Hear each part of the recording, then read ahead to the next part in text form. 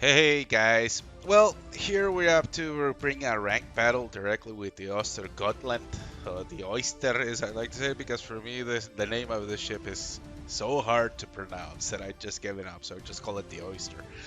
So I decided to bring this battle. It was an okay battle. We were up against the enemy team, an Iowa, a Frederick the Gross, a Palmer, an Edinburgh, a Kitakaze, the Ostergotland, and a Benson. From our side, we got an Iowa, a Palmer, and Izumo Mines, which I love that ship. We got a Kitakaze, my ship, and the new one that just came out, the Hirakaze, the clone of the Kagero, I think, and it's supposed to have a little bit of different things, a little bit more tools. But I have a friend of mine that uses a lot the Kagero, and actually, he said inside, he said, no, thank you. Okay, I trust his judgment.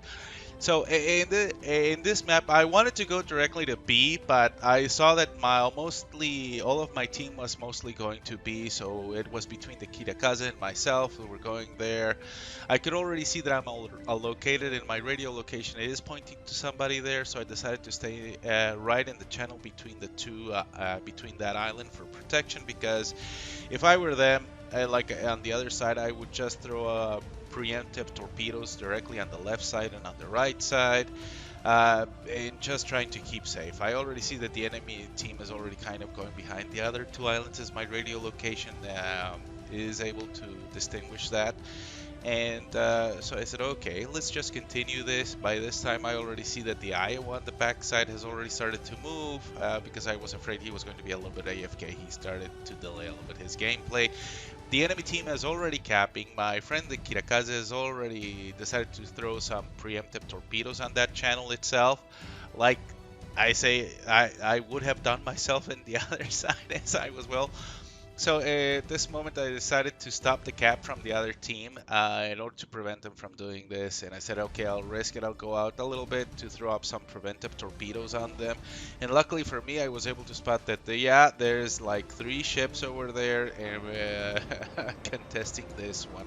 And it was already the enemy Kirakaze, and I think I saw a Benson over there. I did tap directly with my friend here in the Kirakaze. Of course, I apologized for him with that, and I decided to take cover behind this island. And noteworthy that I decided to take a cover behind this island for torpedoes, because it's a terrible island when they're firing at you. It offers no cover at all. And as soon as I see there somebody, I can see that there's already somebody putting in a hydroacoustic. Most likely it was a Palmer behind us, trying to keep safe from any preemptive torpedoes that the enemy might have fired, which he was doing quite right as well, because this is torpedo alley, as we would like to call it. And I'll see that the Benson is already going out there. My torpedoes didn't hit anything, and we decided to go in crossfire between my friend the Kirakaze, the Palmer, and myself. All of us, we started to shoot directly at the Benson, trying to put him out of his misery in this match. And so, and I feel bad for the Benson, because he took a risky move and it didn't pay off. There was no way he can survive on this one, being shot at by 3 people at the same time. Then I decided to go back a little bit and take cover again. Like I said, this island, I didn't like being at this island here, because anybody that can decide to start shooting at me can shoot at me, so I'm very exposed. I'm safe from any torpedoes, but no. Then I see that the smoke is over there. I see they're shooting, so I decided, okay, let's go for another preemptive torpedoes over there in that channel. Most likely the enemy team will do the same here and shoot torpedoes through that side as well. So I decided to go in and go back in the cover of the island, just to play it safe a little bit, because I do not trust anything that they may be doing over there. But I could see that the radio location, yes, they were there behind that smoke and taking cover. Now my torpedoes did hit 2 of them, and I got the enemy Kitakaze a devastating strike. Like I said, and hopefully it would happen. Now the enemy team has lost directly the Benson and the Kitakaze on this wing. Now the only thing that is left is the enemy Edinburgh, and there goes the preemptive torpedoes of the Kitakaze that actually I thought I predicted that he would fire there. Luckily for me, my friend in the Palmer decided to come in and support me here, which I was completely glad, because I didn't want to face this Edinburgh all by myself. And and the Palmer is more than capable of taking out the Edinburgh just by himself. So I said, okay, let's see what we can do. Let's hopefully. I decided to go a little bit forward in this and hopefully try to spot where the Edinburgh was exactly. I know that he's in the position over there. I already marked to the Palmer where he is. Hopefully that he would get it and go after him, because this would be a perfect moment just to hide and wait until somebody leaves and to make to contest and grab C. So I decided to go in forward, and there I see the Edinburgh. I said, okay, let's shoot. I see that he's slowing down a little bit. I threw torpedoes just where I thought he would stop in a little bit, and just wishing and hoping for the best that at least one torpedo would connect on him. And then I decided to go out a little bit. I know that the Palmer is more than capable of taking care of him. I wanted to see if I can go and help a little bit directly at A, since I see that the enemy Palmer and the Iowa and the Frederick Gross are over there. And it's only the Hirakaze that's over there, and I didn't want him to stay alone in that aspect. But at this moment, I see that my radio location has already changed. And somebody already has signaled that in front of me there is somebody there. Most likely it was the Ostergotland. So I decided to continue, and yes, the Ostergotland did appear over there. I decided to shoot at him at this moment.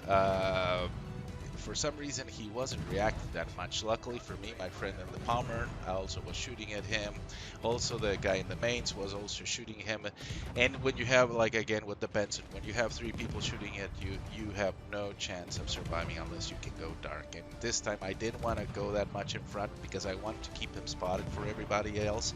But I just continued fighting and shooting and shooting and shooting until I get something. And luckily for me, I was able to get, after 18 rounds and all the shells that everybody got, I was able to secure the kill. Now I can see I started turning because I could see that the enemy was already starting to fire. I see that my friend in the Palmer, he's already behind the island taking care of the other Palmer. But and I was thinking about the Edinburgh, because if I was in the Edinburgh, I would say, okay, I got this threat. The Palmer's already behind the island. He's no threat to me now. I'm gonna go and contest the sea. So that is something that I would do, and I was keeping that in mind. So I decided to go in, and yes, just like I predicted, yeah, he was going in directly for C. So at this moment, I'm not even going to shoot at him because I don't want to give out my position, and I'm just waiting for him to go in and throw in some torpedoes just in case he decides to go on beyond that island. And you never know, you may get lucky with sometimes with these shots, because especially with the Ostergotland, that it has a very fast torpedo reload. You can throw torpedoes without thinking about it. You can just spam them out. And I was hoping for him to come out, but at the moment I saw that he was already kind of stopping there. He wasn't gonna come out. Probably this time he already had seen my torpedo, so most likely he was going to stop. And said, no, I have to go in to stop in the cap. I see that he's already got me going out a little bit, so I decided to shoot here just to reset the cap and make sure that it would go back and not fully cap. And as you can see here, I got my 2 defended ribbons just by giving him 1 pop shot. At this moment, for me, I was hoping he wouldn't come out. He would just stay in there because I needed my torpedoes to reload, so I decided to keep the island between him and me. As long as I'm inside the cap, he cannot cap it either. I saw that there was no big threat because there was only the I-1 for the Gross on the other side. It was only this guy here that was contesting directly with C. And I'm just waiting and waiting and waiting for my torpedoes to reload. At this moment, I already see that the Edinburgh was getting desperate and he was going in front. So I said, okay, let's gun it forward. Hopefully, I can get there and survive it. And I'm going to try to shoot any torpedoes at him. And I took a huge risk. Got in directly, a huge hit from him. But I was able to launch my torpedoes at him, and all 4 of them connecting, getting my second devastating strike in the match. Now, for me on this one, it was a huge risk. It did pay off because I did trade a lot of health in order to get the Edinburgh, but I think securing C, any threat from C, was more than enough. So at this, I see that the enemy Frederick the Gross and the Iowa are already going for B, And I said, okay, let's go and help directly the Izumo. And but I was still deciding to go help the Izumo or see, thinking about what was going on, because my radio location was keeping on Frederick the Gross. He was the closest one, and and I'm still going in directly. So he was the one that was the biggest threat. And then suddenly I see that my radio location changes directly to the Iowa. So what that tells me is that the Iowa decided to turn out and most likely go back into A, since it was already being capped by our friendly Iowa. And yeah, is the radio location predicted? Yes, he did change directly his course. So they decided to separate by this. And so I said hopefully I could get into an angle giving out directly any torpedo strikes on the Iowa. And I'm just waiting. But just before I could see that before I could launch the torpedoes, I could see that the Frederick der Gross was already popping out and he was going after the Izumo. So I didn't launch my torpedoes here because I thought I would hit the Izumo. I just waited until the Izumo came into that angle, and as soon as he did, I went directly into that and shoot torpedoes. The second batch, I shot them a little bit more in, expecting for the Frederick der Gross to go to start turning inwards, facing the Izumo. Maybe, I don't know. I wouldn't think he would ram him or anything like that. They were just doing for a drive-by.